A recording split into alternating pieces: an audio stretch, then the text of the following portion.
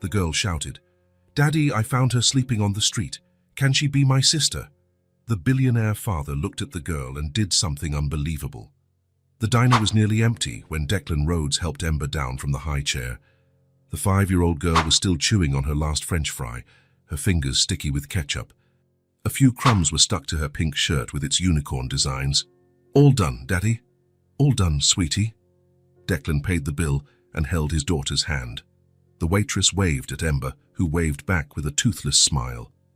Outside, the night air was cool.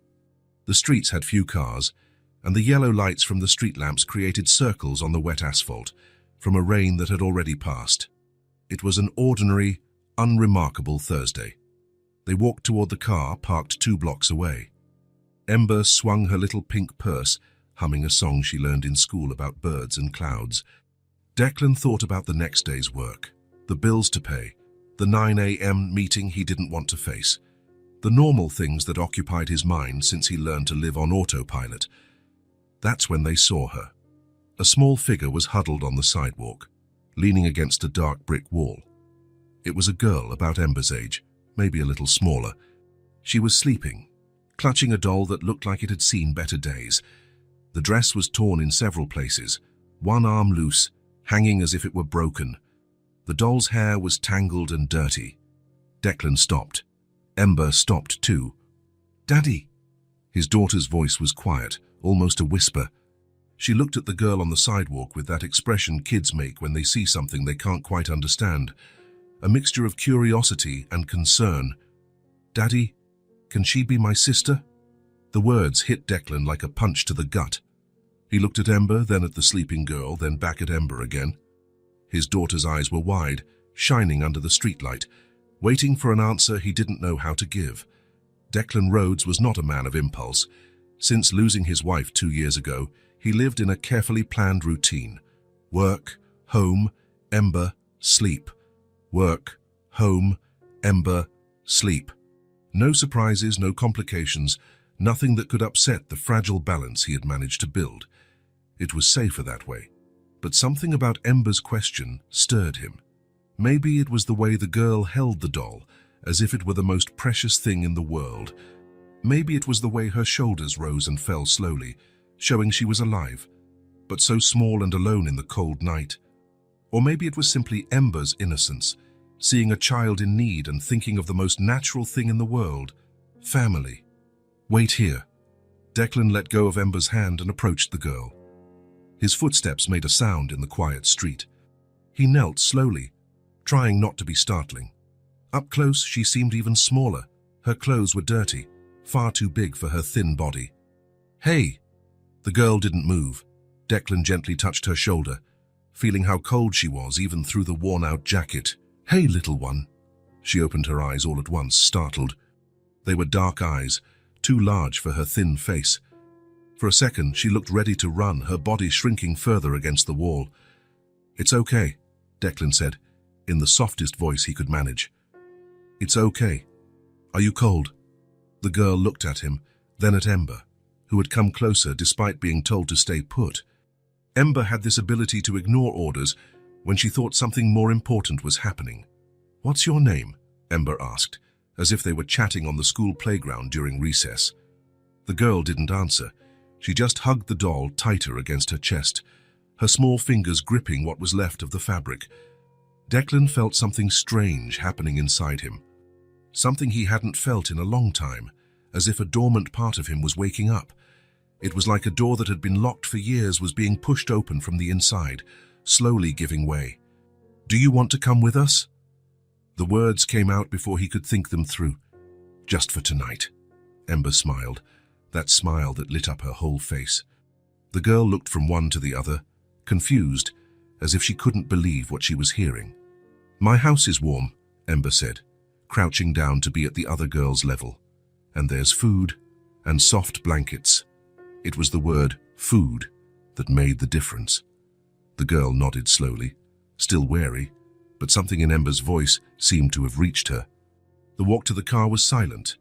The girl walked between them, still holding the doll, looking around as if expecting someone to stop her. Declan opened the back door and helped them both in, carefully fastening their seatbelts. In the back seat, Ember started chattering about school, her favorite cartoons, her favorite colors, the neighbor's cat that always ran into their yard. The girl listened without saying a word, but her eyes followed every word, as if recording everything in her memory. During the drive home, Declan wondered what the hell he was doing. He didn't know this child. He didn't know where she came from, why she was alone, if anyone was looking for her. But every time he glanced in the rearview mirror and saw the two little faces in the back seat, Ember animated, gesturing, and the other girl listening intently, something inside him calmed down. At home, Declan went straight to the kitchen. He heated up a can of vegetable soup, cut generous slices of fresh bread, and washed some red apples. He put everything on a tray and took it to the living room table, where the light was softer. "What's your name?" he asked as he served the soup into a deep bowl, making sure it wasn't too hot. "June," she answered quietly. It was the first word she had said since waking up on the sidewalk. "June is a pretty name," Ember said, clapping her hands. "June, June, June.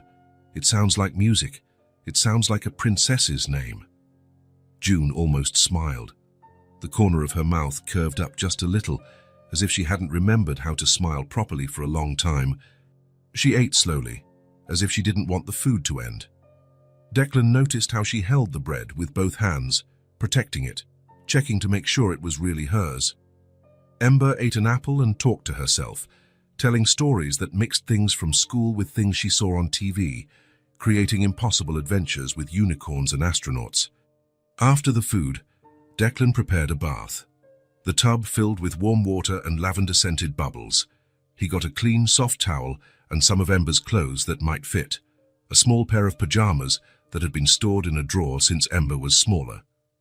"Can you take a bath by yourself?" he asked. June nodded, looking at the bubbly water as if it was something magical. "Ember will be right here if you need anything." While June was bathing, Declan made up the guest room he hadn't used in months. He changed the sheets for fresh-smelling ones, arranged 2 extra pillows, and turned on a lamp that cast a soft, welcoming light. Ember brought one of her favorite stuffed animals, a brown bear with a red tie. "So she won't be alone," she explained, placing the bear carefully on the bed. When June came out of the bathroom, she looked like a different child. Her clean hair shone under the light. The clothes were too big, but smelled of fabric softener. She was still holding the ragged doll, now also cleaner. "Your room is here," Declan said, showing her the made-up bed. June entered slowly, looking at everything with wide eyes. She touched the sheet, the pillow, the stuffed animal Ember had left. She ran her fingers over the soft fabric, as if she had never felt anything like it. "Good night, June," Ember said, giving her a little kiss on the cheek. "Good night," June whispered back, her voice still small, but less frightened. Declan turned off the light and closed the door slowly. In the hallway, he paused for a moment, listening to the silence. For the first time in a long time, the house didn't feel empty. That night, after putting Ember to bed and reading her a story about a brave princess, Declan sat in the kitchen with a cup of coffee. He thought about his daughter's question, "Can she be my sister?" He thought about June sleeping in the next room, probably the first peaceful night's sleep she'd had in a long time. He didn't know what would come next. He didn't know if he was doing the right thing. But when he went to check on June before going to bed and saw her sleeping, hugging both the ragged doll and Ember's teddy bear, Declan knew that something important had changed, for all of them. Declan woke up early, as always. For a moment, lying in bed, he almost forgot what had happened the night before. But then he heard a soft noise from the hallway, small, careful footsteps. June was awake. He got up and went to the kitchen. The girl was standing in the doorway, still in her pajamas, holding the ragged doll. She was looking at everything as if she were in a museum, afraid to touch anything. "Good morning," Declan said, trying to use the same gentle tone from the night before. June nodded but didn't speak. "Did you sleep well?" Another nod. Her eyes scanned the kitchen, the cabinets, the refrigerator, the table, the window with yellow curtains. Everything seemed new to her. Declan started making breakfast. Toast, jam, warm milk. Simple things. June sat in a chair and watched his every move. When he placed the plate in front of her, she looked at it as if she couldn't believe it was for her. "You can eat," he said. June picked up the toast and took a small bite, then another. She chewed slowly, savoring each piece as if it were special. Ember appeared in the kitchen, still sleepy, her hair a mess. When she saw June, her face lit up. "June, you stayed." June smiled slightly. It was a shy smile, but it was a smile. "Daddy, can she play with my toys?" "Of course," Declan said, pouring milk for Ember. After breakfast, Ember took June to her room. Declan listened to their voices, mostly Ember's, explaining each toy, each book, every single thing she had. June spoke little, but she answered with yes and no when Ember asked something. He stood at the door, watching. Ember showed her the box of crayons, the puzzles, the dolls all neatly arranged on a shelf. June touched everything carefully, as if she were afraid of breaking it. "This one is Sophia," Ember said, picking up a doll with curly hair. "She's a doctor. And this is Maria, who is a teacher. Which one do you want?" June pointed to a small doll in a blue dress. "Lila, good choice. She's a ballerina." Declan moved away from the door. Seeing the two of them together stirred something in him he couldn't explain. It was like watching Ember be an older sister, even though she was the same age as June. Careful, generous, trying to include the other girl in everything. During the morning, they played on the living room rug. Ember made up elaborate stories with the dolls, and June listened, sometimes moving her doll from one side to the other. She didn't talk much, but she paid attention to every word. "Lila wants to be friends with Sophia," Ember said, making the dolls hug. "They're going to have adventures together." June nodded and made her doll wave to the others. At lunchtime, Declan made sandwiches. June ate hers slowly, watching Ember chatter about school, her friends, and the teacher who had a cat named Whiskers. "June, do you go to school?" Ember asked. June shook her head. "Why not?" June shrugged. Declan realized she either didn't know how to explain or didn't want to.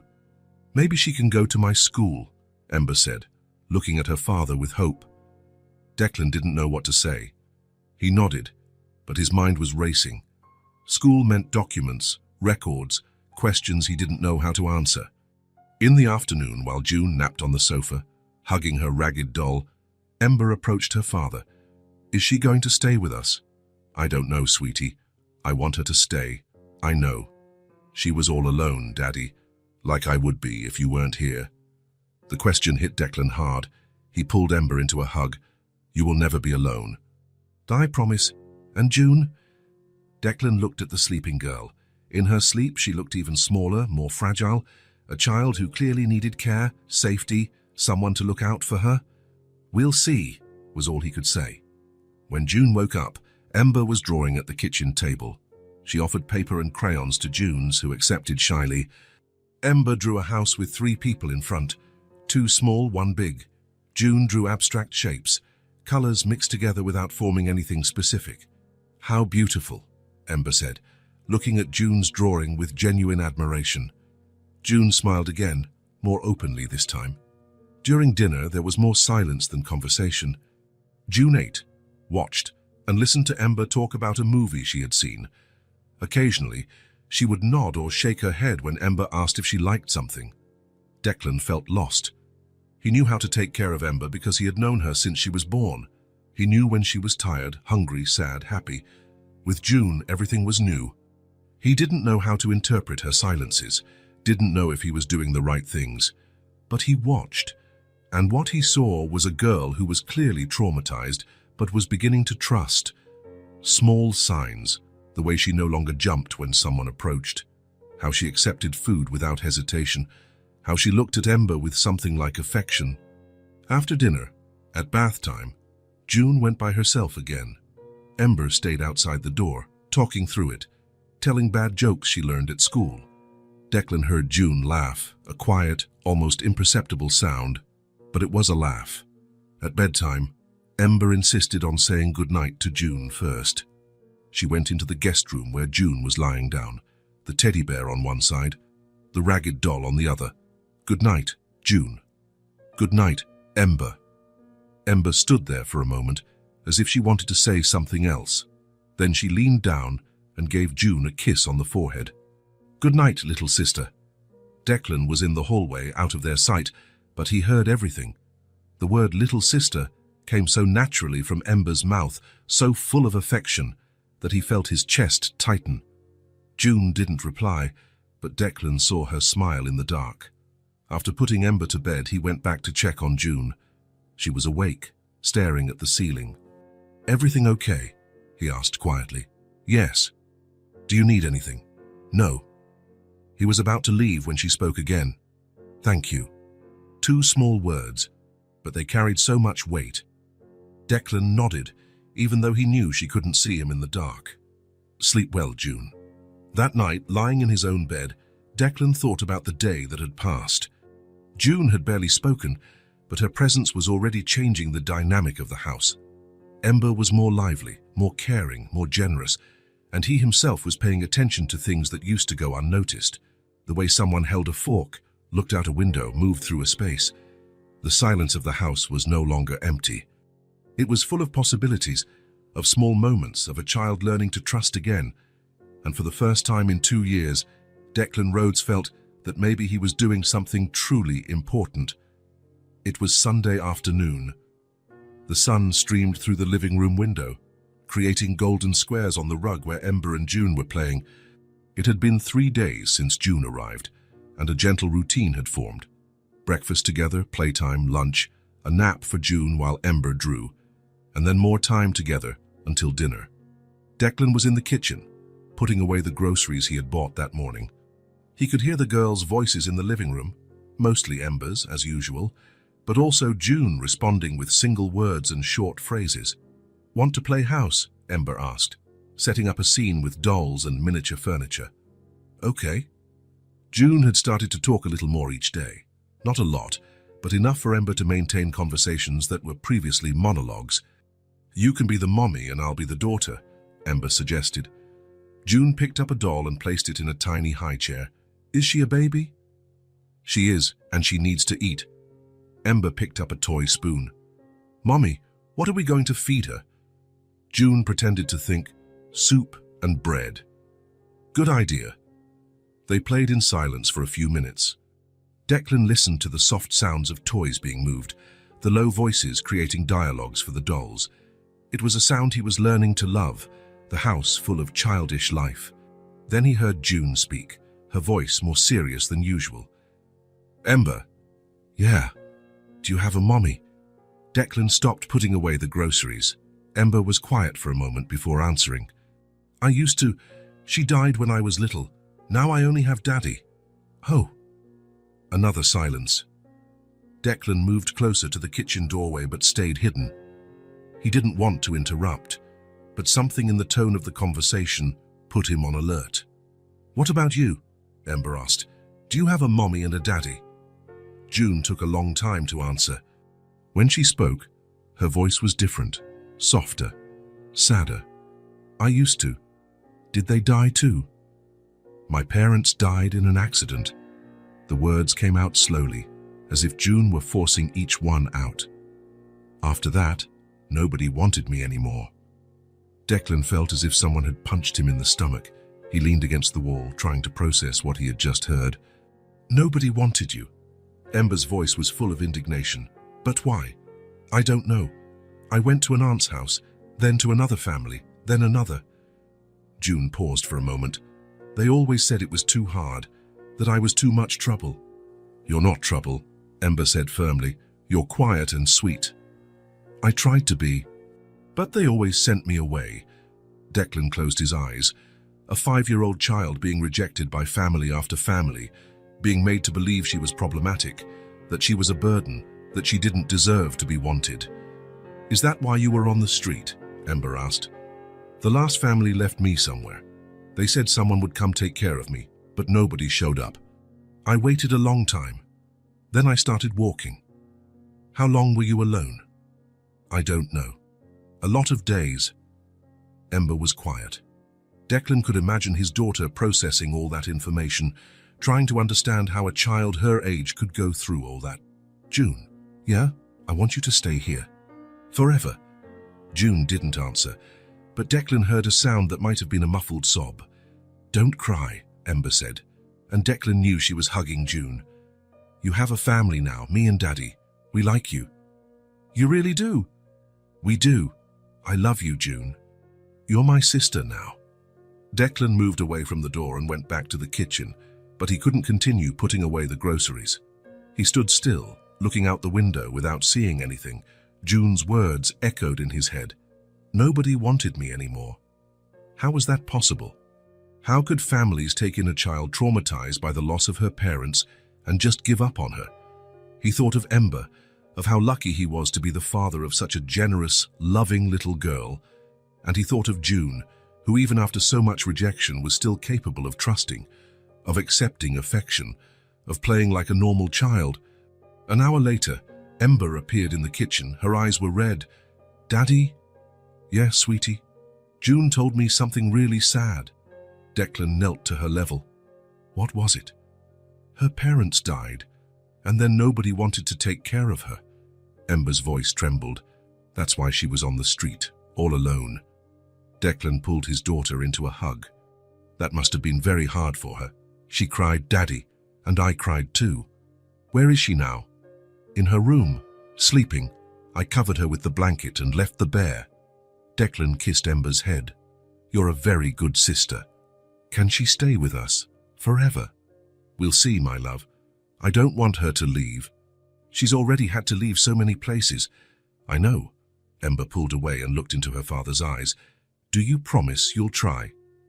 Declan looked at his 5-year-old daughter, who was asking him to save another child. How could he say no? "I promise I'll try." "Thank you, Daddy." That night, after dinner, after Ember had gone to bed, Declan knocked softly on June's bedroom door. She was awake, lying on her side, hugging the ragged doll. "Can I come in?" She nodded. Declan sat on the edge of the bed. June watched him with those big eyes, waiting. He didn't quite know what to say. He wasn't good with words when it came to feelings. "Ember told me about your parents," he said finally. June didn't answer, but he saw her swallow hard. "I'm sorry you went through all that. It wasn't your fault. It wasn't anyone's fault. Sometimes bad things happen, and there's no explanation." June kept looking at him, as if trying to decide if she could trust what he was saying. "I know you've heard promises before," Declan continued. "I know other people said they would take care of you and then changed their minds. They said I was too much trouble. You are not trouble, June. You're a good girl who has been through things that are too hard for someone your age." Declan took a deep breath. "You are safe here. I promise." June looked at him for a long time. Declan saw something change in her eyes. The tension that was always there, the readiness to run or hide, began to dissolve. "You really promise?" "I really promise." June nodded slowly. "Okay. Good night, June." "Good night." Declan left the room and closed the door softly. In the hallway, he paused for a moment. He had just made a promise he didn't know if he could keep. He knew nothing about adoption, about legal processes, about how an abandoned child officially became part of a family. But he knew one thing. He was going to try. For June, for Ember, and maybe for himself too. Because for the first time in a long time, his house truly felt like a home. A week had passed since the conversation in June's room. A week that changed everything in the Rhodes house, even if no one had said it out loud. Mornings now began with 2 pairs of little feet running down the hallway. Ember would wake up first, as always, but instead of going straight to the kitchen, she would stop at June's door. "Psst, June, are you awake?" "I'm awake. Let's go have breakfast." And off they would go, hand in hand, June still with the ragged doll under her arm, Ember chattering about what they were going to do that day. Declan would find them in the kitchen, June sitting in her chair because now she had a chair, always the same one, next to Ember. They would wait for him to make breakfast as if it were the most normal thing in the world. "Good morning, Daddy," Ember would say. "Good morning," June would repeat more quietly, but with a small smile that wasn't there that first morning. Routines formed naturally. After breakfast, while Declan cleaned the kitchen, the girls would go to the living room. June now knew all of Ember's toys, and Ember knew June's ways, that she liked soft colors, that she preferred puzzles to dolls, that she was fascinated when Ember read stories aloud. "Do you know how to read?" June asked one of those mornings. "Some words." "My daddy taught me. Can you teach me?" "Of course." And so the reading lessons began.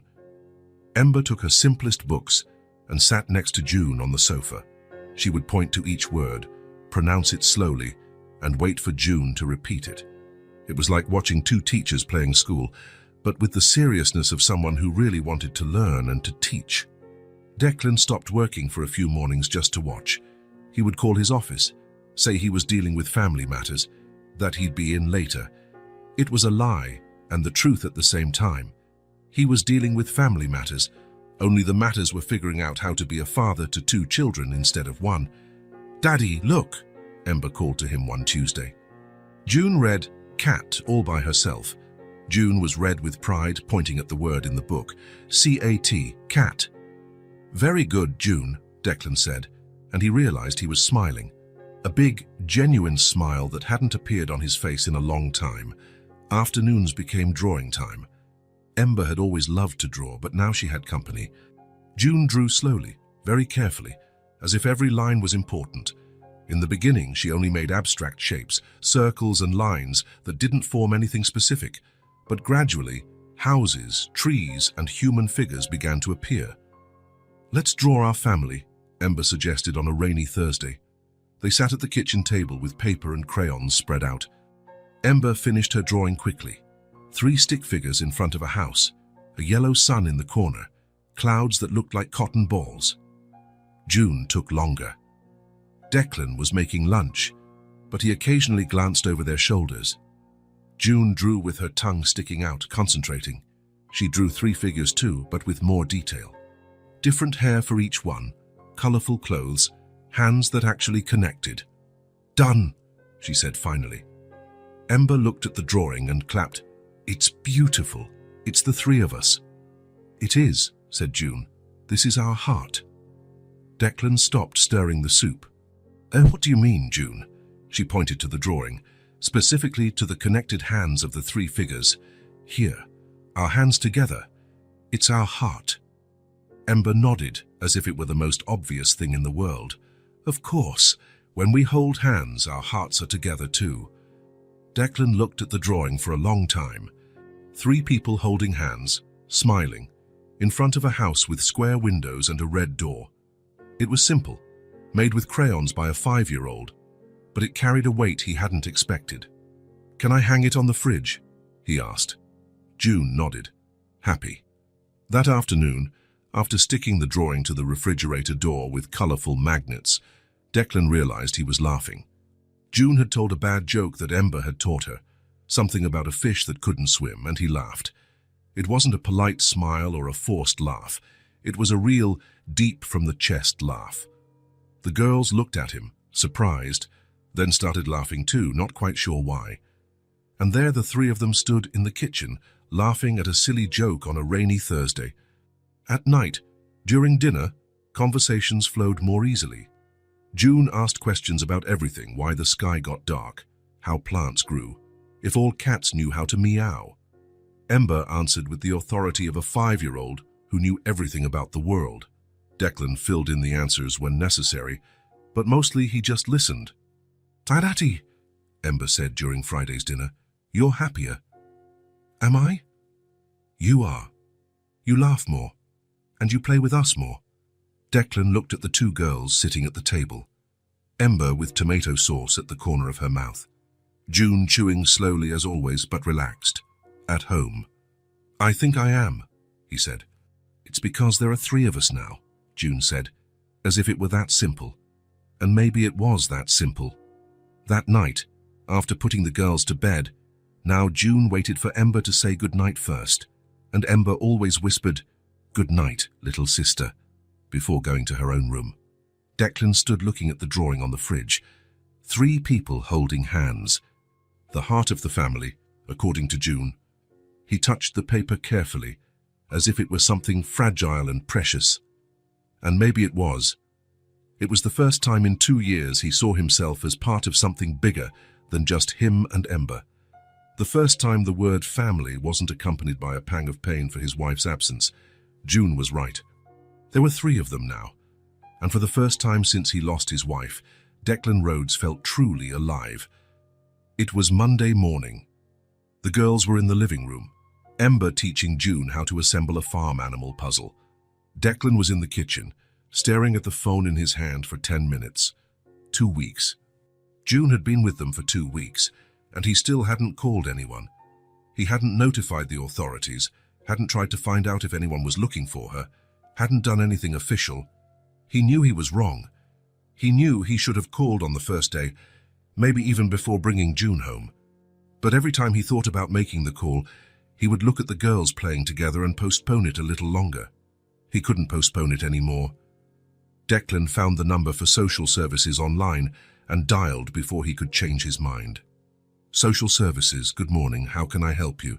Hi, I need to speak to someone about a child. 1 moment, please.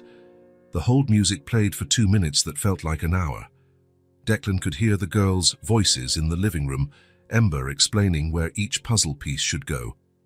Hello, this is Sandra Miller, social worker. How can I help you? Declan took a deep breath. My name is Declan Rhodes. I found a child, a 5-year-old girl. She's been with me for a few days. A few days? How many exactly? 2 weeks. Silence on the other end of the line. Mr. Rhodes, where did you find this child? On the street. She was sleeping on the sidewalk, alone. I couldn't just leave her there. I understand. And you didn't notify the authorities? No, She was scared. I thought I'd wait a bit, see if anyone showed up looking for her. Mr. Rhodes, you need to understand that there are protocols for these situations. The child could be missing, could have family looking for her. She told me she doesn't have a family, that her parents died and nobody else wanted her. Another silence. Declan could hear the shuffling of paper on the other end, as if the social worker was taking notes. What is the child's name? June. Just June. She didn't tell me her last name. All right. Mr. Rhodes, she's been with me for days. What do I do? The question came out more desperate than he intended. Declan heard the social worker sigh. Then first, I need you to come to our office with the child. We need to check the records, see if she's on the list of missing children. Then, we need to notify the proper authorities and assess the situation. And what if she's not on any list? Even so, there are procedures. The child needs documentation, needs to be evaluated by professionals, needs an official temporary home while we investigate. A temporary home, but she already has a temporary home. Here. Mr. Rhodes, I understand your concern, but you are not related to the child. You don't have legal custody. Technically, this could be considered... Considered what? Well, kidnapping. The word hit Declan like a slap. Kidnapping. I saved her from the street.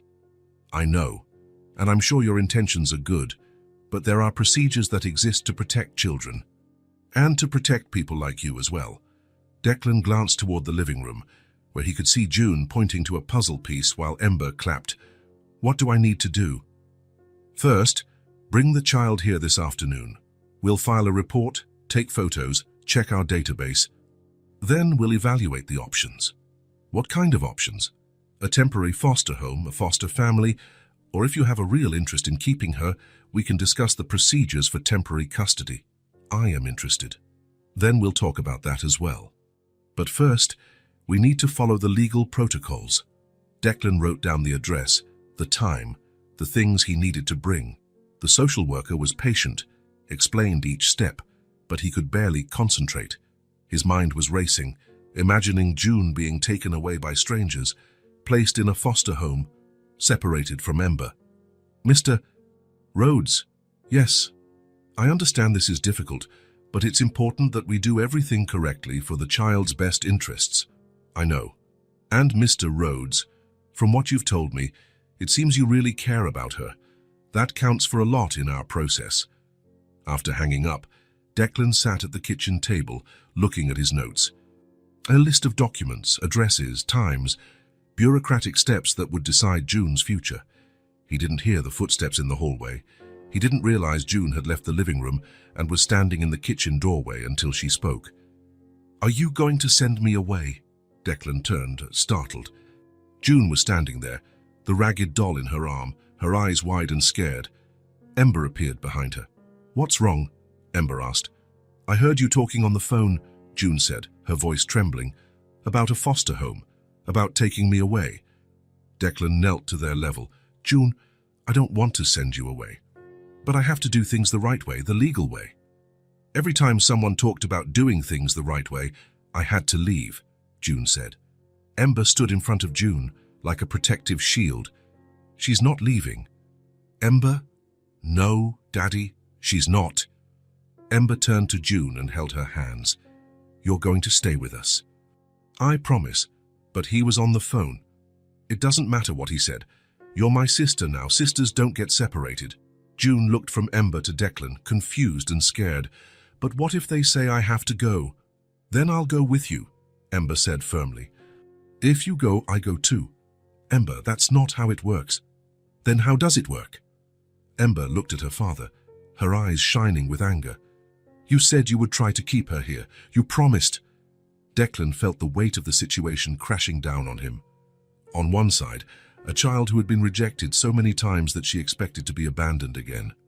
On the other, his daughter who had found a sister and wasn't going to accept losing her without a fight. Listen, he said, trying to keep his voice calm. I am not giving up on June, but there are rules, laws that I have to follow. The social worker is going to help us do everything the right way. What if she says I can't stay? June asked. Sounds then we'll fight, Declan said. We'll do whatever it takes, I promise. Declan looked at June, at her scared but hopeful eyes, then at Ember, who was determined to protect her sister at any cost. I promise, he said, we'll fight to stay together. June nodded slowly. Ember pulled her into a hug. See? I told you were staying. Later that afternoon, Declan was in the car with the two girls, driving to the social services office. June was quiet in the back seat, holding her ragged doll. Ember held her hand, whispering words of encouragement. It's going to be okay, Ember was saying. You'll see. Declan glanced in the rearview mirror and saw June nod, but her eyes were filled with fear. He gripped the steering wheel tightly and pressed the accelerator a little harder. It didn't matter how many papers he had to sign, how many meetings he had to attend, how many questions he had to answer. He was going to do whatever it took to keep his family together. Because there were 3 of them now, and he wasn't going to let anyone change that. Saturday morning. Declan was in the kitchen, washing the breakfast dishes, when he heard laughter coming from the yard. He stopped what he was doing and looked out the window. June and Ember were in the backyard, playing tag among the trees. June was running with the ragged doll under her arm, laughing loudly as Ember chased her. It was the first time Declan had seen June run like that, free, without looking over her shoulder in fear. Got you! Ember shouted, tagging June on the shoulder.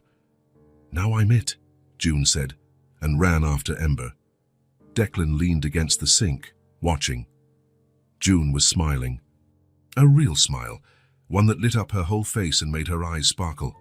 It wasn't the shy, careful smile she gave when someone spoke to her. It was the smile of a child who was genuinely happy. Ember stopped running and threw herself onto the grass, laughing and out of breath. June flopped down beside her. The two of them lay there, looking up at the cloudless blue sky. Should we sing? Ember suggested. What song? The one about the rainbow I learned at school. Ember began to sing in her childish voice, off-key but full of joy. June listened to the first verse, then began to hum along softly. She didn't know the words very well, but she made up words that rhymed, making Ember laugh even more. Declan just stood there, listening. There was something hypnotic about the scene. 2 5-year-old girls singing in the yard on a Saturday morning, unhurried, carefree, simply existing in the moment. Suddenly, he felt something strange happening in his chest, a feeling he hadn't experienced in a long time. The weight he had carried since losing his wife, which had only increased since June arrived with all the legal complications, began to dissolve. There were his daughters, because he now thought of them in the plural, his daughters, being normal kids on a normal Saturday.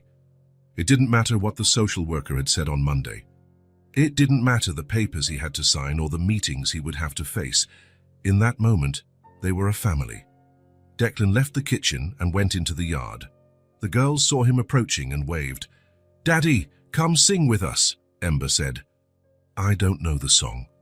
"We'll teach you," said June, and Declan realized she had said Daddy, along with Ember, as if it were natural. He sat on the grass beside them. Ember and June sang the rainbow song 2 more times, teaching him each verse. Declan tried to follow along, laughing at his own mistakes and the girls' infinite patience in correcting him. "Now you know it," Ember declared when he finally managed to sing a whole verse without messing up. "I'm a great student," Declan said. "Yes, you are," June agreed seriously, as if she were evaluating his performance. They stayed there for a few more minutes, just enjoying the sun and the gentle breeze. Declan looked at his watch and saw it was still 10 in the morning. A whole day ahead, with no commitments, no obligations. "How about we go for an outing?" he asked, surprised by his own spontaneity. "Where to?"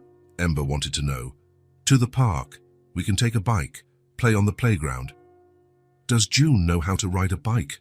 Ember asked. June shook her head. "I've never tried." "Then we'll teach you," Ember said, jumping to her feet. "Daddy, you can teach June how to ride a bike." "Yes, I can." June looked at him with a mix of excitement and nervousness. "I won't be able to do it." "You will," Declan said. "Ember thought she couldn't do it either when I taught her." "It's true," Ember confirmed. "I fell like 10 times, but then I learned. What if I fall?" "Then you get up and try again," Ember said, as if it were obvious. "That's how it works." 20 minutes later, they were in the car on the way to the park. Declan had put Ember's small bicycle in the trunk, along with knee pads and helmets. The girls chatted excitedly in the back seat, planning everything they were going to do. "First the bike, then the slide, then the swings," Ember listed. "And if there's time, we can feed the ducks," June added. "There are ducks?" Declan asked. "There are, Ember told me." At the park, Declan held the bike while June balanced on the seat. Ember ran alongside, shouting instructions. "Pedal, June! Don't stop pedaling!" June pedaled hard, concentrating, her tongue sticking out. Declan ran behind the bike, holding the handlebars. "Am I doing it?" June asked. "You're doing it," Declan said, and slowly let go of the handlebars. June pedaled on her own for 10 feet before realizing Declan was no longer holding on. When she noticed, she was so surprised that she braked abruptly and almost fell. Declan caught her before she did. "I rode by myself," June shouted, euphoric. "You did," Ember confirmed, clapping. They spent an hour at the playground. June discovered she loved the slide and went down about 15 times. Ember taught her how to swing higher. Declan pushed them both on the merry-go-round until they were dizzy from spinning. Then they went to the park's snack bar. Declan bought ice cream for all 3, vanilla for him, chocolate for Ember, strawberry for June. They sat at a picnic table under a large tree. "This is the best day of my life," June said, licking the ice cream that was dripping down the cone. "Why?" Ember asked. "Because no one ever taught me how to ride a bike before, and I've never eaten ice cream in the park." Declan felt his chest tighten. So many firsts for a 5-year-old, so many simple, normal experiences that June had never had. "We'll have to do this more often then," he said. "Every Saturday?" June asked, hopeful. "Every Saturday we can," Declan promised. On the way home, the girls were tired from all the running around. Declan settled them in the back seat and started driving slowly, enjoying the ride. After 5 minutes, he glanced in the rearview mirror and saw they had fallen asleep. June was leaning against Ember, her head on her friend's shoulder. Ember had a protective arm around June. They were both breathing slowly, relaxed, safe. Declan slowed down even more. He didn't want this moment to end. He wanted to drive forever with his 2 daughters sleeping in the back seat, tired from a perfect day at the park. When he stopped at a red light, he looked at himself in the rearview mirror. He was smiling, a calm, satisfied, completely peaceful smile. He couldn't remember the last time he had felt this way. He was happy, genuinely, completely happy. It wasn't a temporary or forced happiness. It was the deep happiness of someone who had found his place in the world. The place of a father to 2 girls who loved each other like sisters, who trusted him, who made him a better person just by existing. The light turned green. Declan drove home slowly, carefully, carrying his most precious treasure in the back seat. When they arrived, the girls were still asleep. He carried them one at a time into the house, put each one in her bed, took off their shoes, and covered them with a light sheet. Then he stood in the doorway between the two rooms, watching his daughters sleep. Tomorrow, he would have to deal with social workers, papers, bureaucracy, but today had been perfect. And for now, that was enough. It was almost midnight when Declan heard footsteps in the hallway. He was in the living room, on the sofa, trying to read some work emails on his laptop but unable to concentrate. His mind was still at the park, on June's smile when she learned to ride a bike. On the way, the two of them slept in the car. "Daddy?" Ember appeared at the living room door in her pajamas, hair messy from sleep. She was holding the teddy bear she slept with every night. "Hi, sweetie. Why are you awake?" "I can't sleep." Declan closed the laptop and made room on the sofa. "Come here." Ember snuggled up next to him, resting her head on his shoulder. They stayed like that for a few minutes, in silence. Declan stroked her hair, like he used to when she was smaller and had nightmares. "Thinking about something?" he asked. "Want to tell me?" Ember was quiet for a moment, as if organizing her thoughts. "Daddy, do you remember Mommy?" The question caught Declan by surprise. Ember didn't talk much about her mother. In the first few months after Sarah died, she would ask when Mommy was coming back. Then she stopped asking. Declan had always thought she had forgotten, or was too young to really understand. "I do. Every day. I remember too. Not a lot, but I remember." "What do you remember?" "She used to sing to me before bed. And she smelled like flowers, and she made me pancakes on Sundays." Declan felt his throat tighten. Sarah really did make pancakes every Sunday, a tradition he never managed to keep up after she died. "She loved you very much," he said. "I know, and I loved her too." Ember lifted her head and looked at her father. "But Daddy, I'm going to tell you something." "What is it?" Ember took his hand and held it tight, her small, warm hands against his. "June helps me not miss Mommy so much." The words came out quietly, as if it were an important secret. Declan looked at his daughter, surprised. "How so, sweetie?" "You know when I used to get sad? When I saw other girls with their moms and I remembered I didn't have mine." Declan nodded. He knew he had seen Ember get quiet after some birthday parties, after school events where other mothers were present. "Now when I get sad, June is with me. We talk, we play, and then I'm not sad alone anymore." "Does June get sad sometimes too?" "She does. She misses her parents too. So we get sad together, but then it doesn't hurt as much." Declan tried to process what he was hearing. Ember, at 5 years old, had found in June not just a friend or a sister, but someone who understood her pain in a way he never could. "And you know what else?" Ember continued. "By what?" "She filled a space in here." Ember touched her chest right over her heart. "What space?" "The empty space that was left when Mommy went away." "It's not that I forgot Mommy. She's still here." Ember touched her heart again. "But now June is here too, and it doesn't hurt so much anymore." Declan felt his eyes fill with tears. He couldn't speak. He pulled Ember into a hug and just held her, processing the profound wisdom he had just heard. "Daddy, are you crying?" "I am, but it's from happiness." "Why?" "Because you just told me the most beautiful thing I've ever heard." Ember pulled away to look at his face. "Is that true?" "It's true." "And do you feel the same way?" Declan thought about the question. He thought about how the house had changed since June arrived, how he himself had changed, how he had started laughing again, participating, being interested in things beyond work and the basic duties of a father. "I do," he said.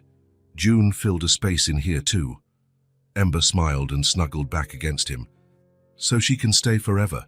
I will do everything in my power to make sure she stays. Promise?" "I promise."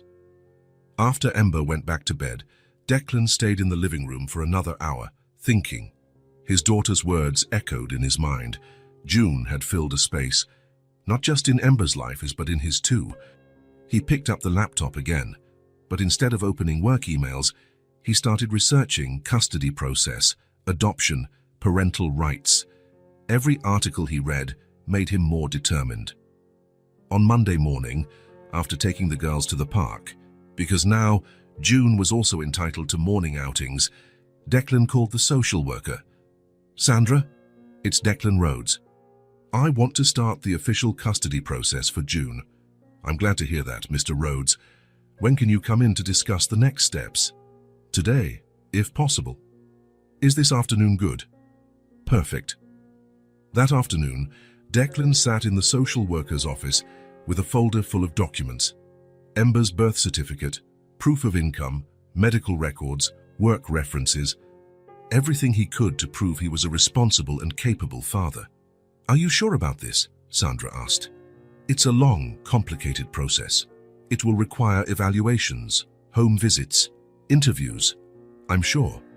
And what if we find June's biological family during the process?" Declan had to consider that possibility. If a family that truly wanted June, that would be good for her, showed up, I would have to accept it. But from the story she told me, I don't believe that will happen. "And June? How does she feel about staying with you?" "She's happy. For the first time since I met her, she seems like a normal child. She plays, laughs, trusts." Sandra jotted some things down on a form. "I'll open the case then. Temporary custody first, then we'll see about adoption." Declan stopped signing papers. "Adoption? You hadn't thought about that?" He had thought about it, of course, but always as something distant, hypothetical. Hearing the word out loud, in an official context, made it all seem more real. "I don't know if it would come to that. Mr. Rhodes, from what I observed in our first conversation and from what I'm seeing today, you don't just want to take care of June temporarily. You want her to be your daughter." Declan was quiet. Sandra was right. Sometime between June's first night in his house and that moment in the office, June had stopped being a child he was helping and had become his daughter. "Let's take it slow," Sandra said. "Custody first. Then, if all goes well, we can talk about adoption." On the way home, Declan drove, and thinking about what Ember had said the night before, June had filled a space. And he was starting an official process to ensure she never left their lives again. It wasn't adoption yet. He wasn't yet talking about officially making June a Rhodes, but the path was being laid. And it wasn't just a legal, bureaucratic path. It was a path of the heart. The phone rang on a Thursday morning while Declan was making breakfast and the girls were playing in the living room. He looked at the number on the screen and recognized it immediately. Sandra, the social worker. "Good morning, Mr. Rhodes." "Good morning, Sandra. I need to talk to you about a development in June's situation." Declan felt his stomach tighten. For the past few weeks, everything had been so peaceful. The custody process was moving along well. June was blossoming. Life had found a perfect rhythm. He should have known something could change. What kind of development? "A woman came to our office yesterday. She claims to be June's aunt. She brought documents that seemed to prove the relationship." Declan's world stopped for a moment. He glanced toward the living room, where he could hear Ember explaining to June how to build a tower with blocks, their voices mingling in a conversation that had become the soundtrack of his home. What does she want? For now, she just wants to see June, to talk to her, to understand the current situation. And after that, we don't know yet. She said she needs to see how June is doing, talk to us, and understand the whole situation before making any decisions. Declan sat down in a kitchen chair, his legs suddenly weak. How did she find out where June was? Apparently, she hired a private investigator a few months ago. She's been looking for June ever since she found out she had disappeared from the foster care system. A private investigator? Declan repeated the words, trying to process. So she was really looking. It seems so. Mr. Rhodes, I know this is difficult, but when? She would like to meet June this week. It could be at your house, if you allow it. We think it would be less traumatic for June to meet her aunt in a familiar environment. And if I don't allow it? Mr. Rhodes, if she is indeed June's biological relative, she has legal rights. It's better that we do this amicably. Declan closed his eyes, feeling the weight of the legal reality that had always been there, but that he had managed to ignore for the last few months. She seems... What is she like? Sincere, emotional. Worried about June. She didn't give me the impression of someone who wants to cause trouble. Okay. When? How about Saturday afternoon? That way June won't be worried about school or other activities. Saturday is fine. After hanging up, Declan stood in the kitchen, trying to process the information. An aunt, June's biological family, someone who had more legal right to her than he did, someone who had hired an investigator to find her. Daddy, is everything okay? Ember appeared in the kitchen doorway, looking concerned. She had developed a keen intuition for when something was wrong. It is, sweetie. Who was on the phone? Declan looked at his daughter. How could he explain that everything they had built as a family might be about to change? How could he prepare a 5-year-old for the possibility of losing her sister? It was about June. Someone from her family showed up. Ember's eyes widened. Family? But she said she didn't have any family. It seems she has an aunt. Is the aunt going to take June away? The question Declan dreaded most. I don't know, Ember. She just wants to meet June first. Ember was quiet for a moment, processing. Her face went through several expressions. Surprise, fear, determination. I won't let her, she said finally. Ember, I won't let anyone take June away. She's my sister. Ember ran back to the living room. Declan followed her and saw her whispering something in June's ear. June stopped playing and looked at Declan with eyes that immediately filled with fear. Is it true? Did someone from my family show up? Declan knelt to their level. A woman who says she's your aunt showed up. She wants to meet you. I don't want to see her, June said immediately. Why not? Because if she's my aunt, why didn't she look for me before? Why did she leave me alone on the street? It was a question Declan didn't know how to answer. Maybe she didn't know where you were. Or maybe she didn't want to find me, June said, her voice growing small and scared. Ember sat next to June and held her hand. You don't have to go with her if you don't want to. But what if I have to? Declan looked at the two girls, his family, the family that had formed out of nowhere and now seemed more real than anything he had ever had in his life. Let's see what she wants first, then we'll decide. The next 2 days were tense. June became quieter, more clingy. She went back to sleeping with her ragged doll every night, a habit that had diminished in recent weeks.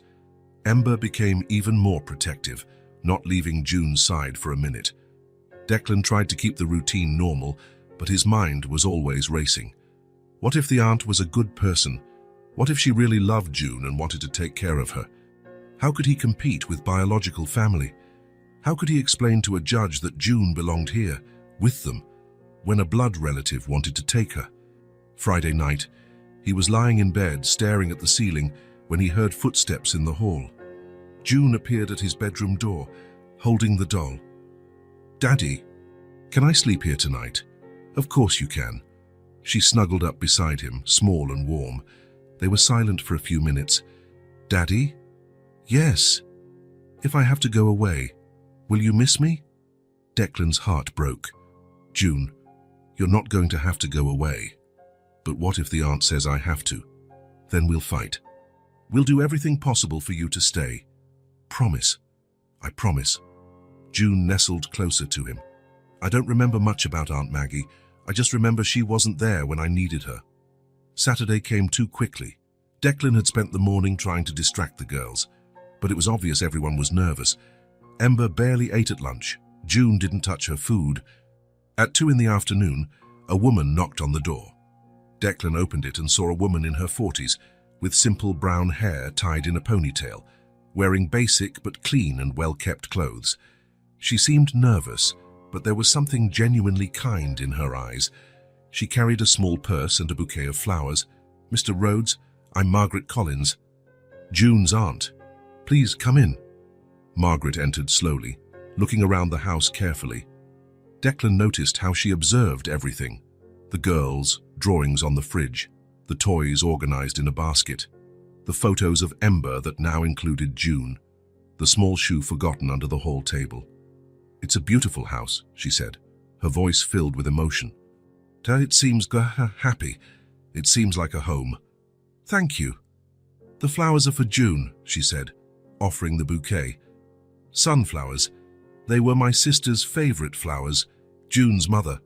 Declan took the flowers, touched by the gesture. She'll like them. The girls were in the living room, pretending to play but clearly listening to everything. Declan called them. Ember, June, come meet Margaret. Ember came first, protective as always, her chin held high in an expression Declan recognized as her "nobody's going to hurt my family" stance. June stayed behind her, only her face visible, her eyes wide and scared. Margaret looked at June and her eyes filled with tears she tried to hold back. June. My dear, you've grown so much. June looked at her for a long moment. Declan could see that she recognized the woman, but she didn't seem happy about it. It was more like she was seeing a ghost from the past. Hi, Aunt Maggie, June said, her voice almost inaudible. You remember me? June nodded, but took a step back, hiding even more behind Ember. Margaret noticed the movement, and her expression turned sad, but understanding. She slowly knelt down to the girl's level. It's okay, my love. I understand. You don't really know me that well. These are for you, Declan said, offering the flowers to June. June looked at the flowers with curiosity. So why? Because they were your mummy's favorite flowers, Margaret explained softly. June took the flowers and smelled them. They smell nice. Your mother always said sunflowers were like little suns you could have in your house. For the first time, June smiled a little. They sat in the living room, Margaret in an armchair, Declan on the sofa with the girls on either side of him. Ember never let go of June's hand for a moment. June, Margaret said softly, I'm so sorry I didn't find you sooner. When I heard what happened to your parents, I tried to find you, but you had already left the first home and then the second. Nobody knew where you were. June didn't answer, just kept looking at her aunt. I traveled a lot for work, Margaret continued. I worked for a company that built bridges, and I would be away from home for 6 months at a time. When I came back from my last trip and heard about the accident, you had already disappeared from the system. Why didn't you want me before? June asked, finally. Margaret seemed surprised by the direct question. What do you mean, dear? When my parents died, why didn't you take me to live with you right away? Margaret took a deep breath, the tears finally escaping. Because I traveled 6 months a year for work. Because I lived in a small apartment, with no yard, no space for a child. Because I thought other families could give you things I couldn't. She looked around the living room again, at the toys, the evidence of a structured family life. I was wrong, she said. I should have tried to change my life to include you. I should have stopped traveling, changed jobs, anything, but I thought you would be happier with a real family. I have a real family, June said, looking at Declan and Ember. Margaret followed June's gaze and nodded slowly. I can see that. I see how they look at you, how you sit close to them. I see that you feel safe. June is my sister, Ember said, speaking for the first time, and nobody is taking her away. Margaret looked at Ember, this small but fierce child who was protecting June like a lioness protecting her cubs. You must love June very much, Margaret said. I do, she's the best sister in the world. And you, June? Are you happy here? June nodded vigorously. Very happy.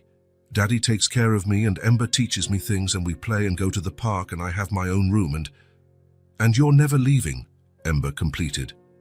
Margaret smiled through her tears. I can see you love each other very much. They talked for another hour. Margaret told stories about June's parents, how they met, what they were like as kids, little details June had never heard. She showed photos she brought in a small bag, images of June's parents at various moments in their lives. June listened with interest, but always by Ember's side, always close to Declan. She never physically approached Margaret, even when her aunt showed photos that clearly sparked her curiosity. This one is from the last time I saw you, Margaret said, showing a photo of June at 3 years old, at a birthday party. You were wearing a blue dress and wouldn't stop running. I remember that party, June said. There was strawberry cake. There was. Tyus ate 3 pieces. June smiled, a happy memory emerging. When Margaret prepared to leave, she asked to speak with Declan in private. Mr. Rhodes, she said in the yard, out of the girls' hearing, thank you for taking care of June. You don't have to thank me. She is. She has become my daughter. Margaret nodded. I can see that. And I can see how safe she feels here. She was never like that with me. She was always quieter, more distant. I thought it was just shyness. But now I realize she never felt completely safe. What do you plan to do? Margaret looked through the living room window, where June and Ember were sitting together on the sofa, looking through the photos she had left. I'll be honest with you. When I found out June was alive and well, my first reaction was to want to take her with me. She's family. She's all I have left of my siblings. I spent months imagining what it would be like to have her back, how I could make up for all the lost time. Declan felt his chest tighten. But, Margaret continued, seeing her here, seeing how she relates to you both, seeing the way she runs behind Ember when she's nervous, the way she looks at you as if you're her safe harbor, it would be cruel to take her from here. She has found a family that truly loves her. So I'm going to do the right thing. The thing I should have done 3 years ago. And in court, what will you say? Margaret looked at him with determination. I'll tell the truth, that June is where she needs to be. The following week, they all met at the courthouse. June stayed with an employee in a separate room while the adults spoke with the judge. It was the same Judge Hamilton who had granted temporary custody months ago. Margaret was there with a lawyer who seemed more nervous than she was. Declan was with Dr. Martinez, and Sandra represented social services. The judge read the documents, asked a few questions about June's situation, about the custody process Declan had started, about the circumstances that led to June being on the street. Miss Collins, the judge said finally, according to the documents presented, you are the only known living relative of June. You spent months looking for her. Do you wish to seek custody of the child? Margaret stood up slowly. She looked at Declan, then at Sandra, then at the judge. The silence in the room was absolute. No, she said, her voice firm but emotional. She is fine with them. Better than she has ever been. Better than she would be with me. I just want to be able to visit her. If they'll let me. The judge seemed genuinely surprised. Are you sure she is your niece and your biological family? I am sure. Family isn't just about blood, Your Honor. It's about who takes care of you, who loves you, who is there when you need them. Mr. Rhodes and his daughter are June's family now. I had my chance 3 years ago and I didn't know how to take it. The judge looked at Declan. And you, Mr. Rhodes, do you agree to visits? I completely agree, Declan said without hesitation. June has a right to know her history, her biological family, and Margaret seems to be a good person who truly cares about June. Very well. Considering Ms. Collins's formal relinquishment of custody rights and taking into account the best interests of the child, I grant final legal custody of June Collins to Declan Rhodes. Margaret Collins will have the right to regular visits, to be arranged amicably between the parties. Outside the courthouse, Margaret hugged Declan. Thank you, she said, for doing this the right way, for not fighting me, even though you had every reason to. June needs you in her life too, Declan said, just in a different way, as an aunt, not as a guardian. Can I come visit on Sunday? Of course. Actually, we usually make pancakes on Sundays. It's a new tradition. Margaret smiled through her tears. June always loved pancakes. And I make the best chocolate chip pancakes in the world. Then on Sunday, you bring the ingredients. That night, after telling the girls everything, that the custody was final, that Margaret could visit, that nothing would change in their lives, Declan tucked June into bed. Daddy, she said as he was about to leave the room. Yes, I like Aunt Maggie, but I didn't want to live with her. Why? Because this is my home. You are my family and Ember is my sister. If I went to live with Aunt Maggie, I wouldn't be Ember's sister anymore. Declan kissed her forehead. And we will always be your family. Forever. The following Sunday, Margaret arrived at 10 in the morning with ingredients for pancakes and more photos of June's parents. She sat in the kitchen with the girls while Declan cooked, telling them how June's father would make funny voices when he read stories, how her mother sang in the shower. It was different from what Declan had imagined when he learned that biological family had appeared. It wasn't a battle, a loss, a competition. It was just more love in June's life. And that he could not only accept, but celebrate. 4 months had passed since the hearing with Margaret. 4 months of Sunday visits, of chocolate chip pancakes, of June hearing stories about her biological parents while safe in Declan's lap. 4 months of paperwork, interviews, and evaluations to finalize the adoption process. And now, on a sunny July morning, they were in the car on their way to the courthouse for what would be the final hearing.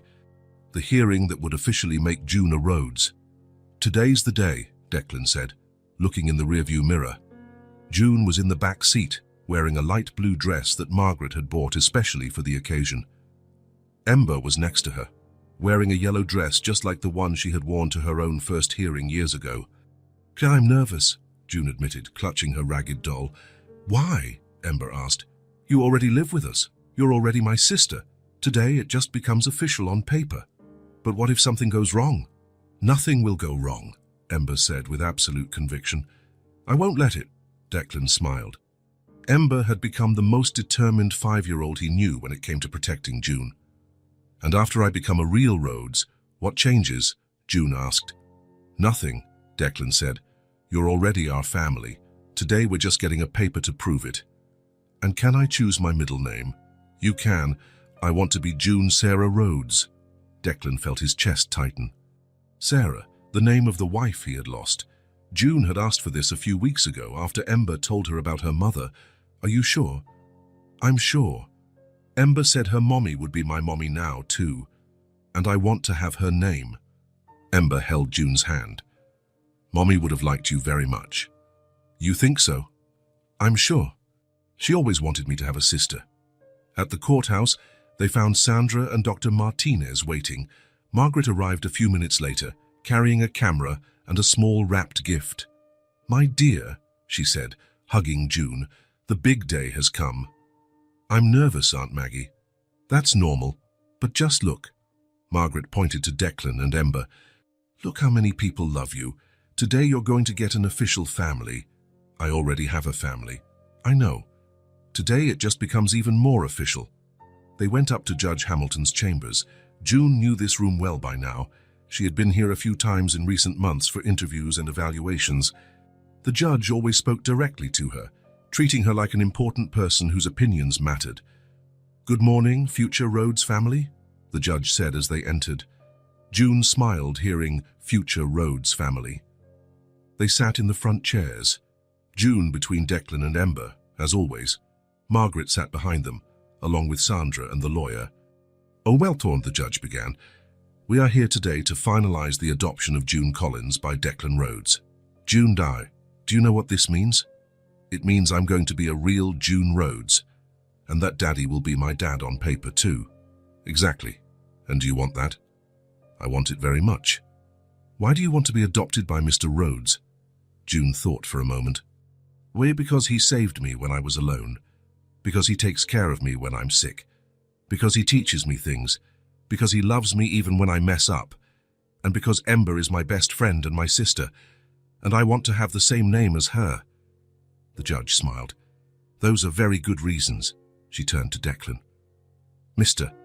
Rhodes, are you prepared to be legally June's father? To assume all rights and responsibilities?" "I am," Declan said. "She's been my daughter for months. Today, we're just making it official." "Ember," the judge said, "how do you feel about June officially becoming your sister?" "She already is my sister," Ember said, "since the first day. But it'll be cool to have it written on paper." The judge picked up a pen and began signing documents. Then she pushed papers toward Declan. "Mr. Rhodes, sign here, here, and here."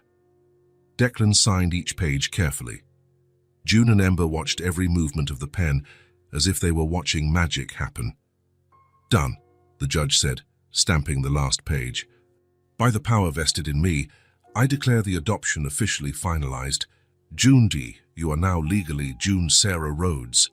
Ember immediately grabbed June's hand, as she always did when something important happened. "Now your name is Rhodes too," Ember said, smiling.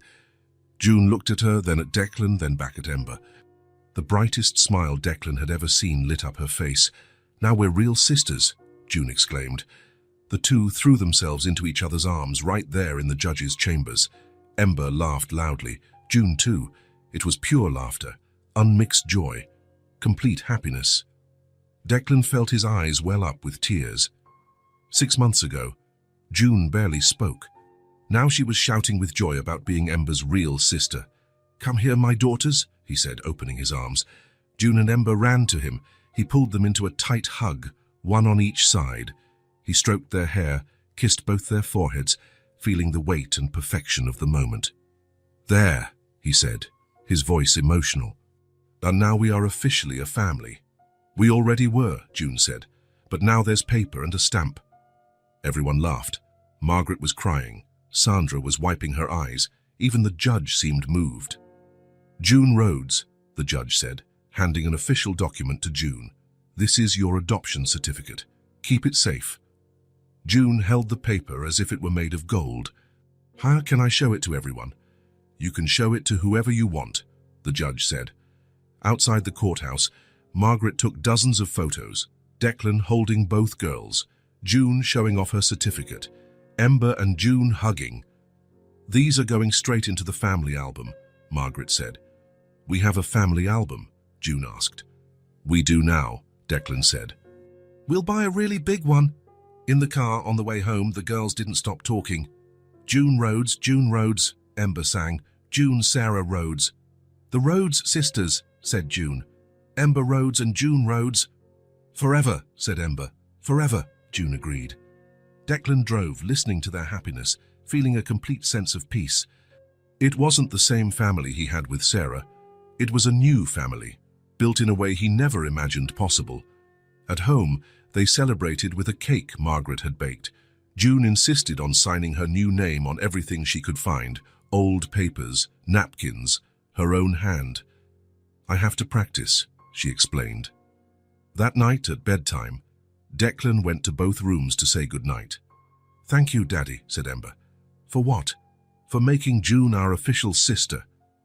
"Thank you, Daddy," June echoed from the next room, "for giving me a real family." Declan stood in the hallway between the two rooms, listening to the soft breathing of his daughters. The adoption was finalized.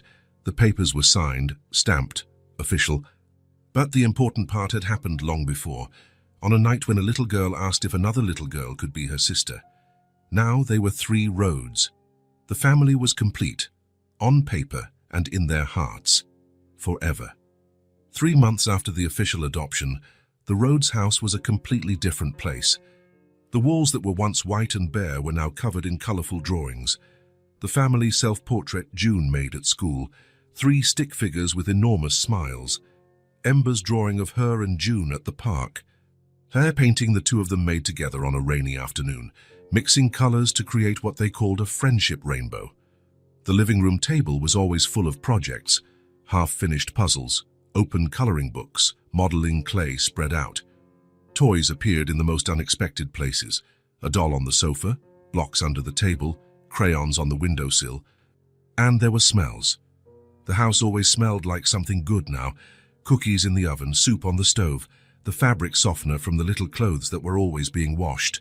Declan still worked, but he had changed completely. He used to stay at the office late, bring work home, answer emails on Sundays. Now, he was home by 5:30. Weekends were sacred, family time, no exceptions. "Mr. Rhodes," his secretary said one Friday, "the client wants to reschedule for Saturday." "I can't on Saturday. He's an important client. My family is more important." He had discovered that working less didn't make him less productive. When he was at the office, he was more efficient because he knew he had a time to be home. And at home, real life was waiting. Ember and June, who had become sisters in the fullest sense of the word. They played together, inventing elaborate games.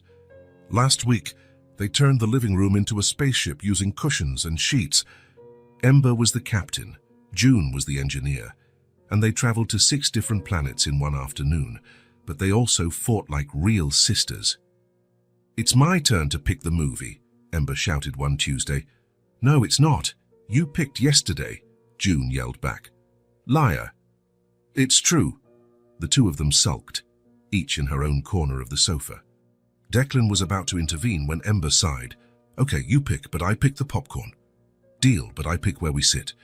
And just like that, they made up, negotiating like 5-year-old diplomats.